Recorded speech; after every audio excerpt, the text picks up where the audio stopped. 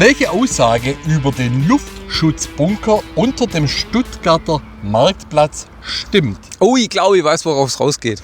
A. Der ehemalige Luftschutzbunker wurde von 1945 bis 1985 als Hotel betrieben. B. Der Bunker wurde nur kurz nach dem Krieg als Lager genutzt und nie als Hotel eröffnet. Oder C. Dort befand sich eine unterirdische Straßenbahnstation, die 1995 stillgelegt wurde. Ich weiß es. Ja?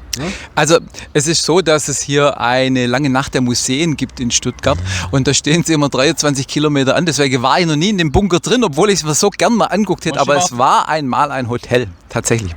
Tatsächlich. Ja, stimmt. Okay, also das war recht. Also, als Bürger muss das wissen. Für mich war es wirklich was Kurioses. Ich denke, das war Stuttgart und ich kennt ja wenig Linke daher mit der Straßenbahnstation. Aber in dem Fall, lebe leid, lebe wunderfitzig. Bis zum nächsten Mal.